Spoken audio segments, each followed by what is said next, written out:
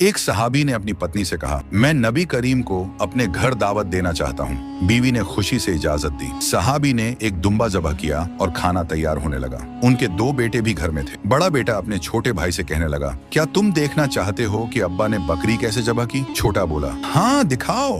बड़े ने छुरी उठाई और खेल ही खेल में भाई की गर्दन काट डाली। माँ ने शोर सुना तो दौड़ कर आई और बड़े बेटे को डांटा। खौफ के मारे वो छत पर भागा और गिरकर जान दे बैठा। माँ पर कयामत गुजर गई, मगर नबी करीम की दावत में कोताही न की। दोनों बच्चों की लाशें दूसरे कमरे में रखकर खाना तैयार किया। जब सहाबी नबी करीम को ले आए तो हुजूर ने फरमाया, मैं खाना नहीं खाऊंगा जब तक तुम्हारे दोनों बेटे साथ न बैठें। सहाबी ने अर्ज किया, या रसूल अल्लाह, दोनों तो फौत हो चुके हैं। आपने फरमाया, उनके जनाजे ले आओ। जनाजे लाए गए। रसूल अल्लाह ने दुआ की और अल्लाह के हुक्म से दोनों बच्चे जिंदा होकर उठ बैठे। फिर नबी करीम के साथ दस्तरख्वान पर बैठे और खाना खाया। ये नबी अकरम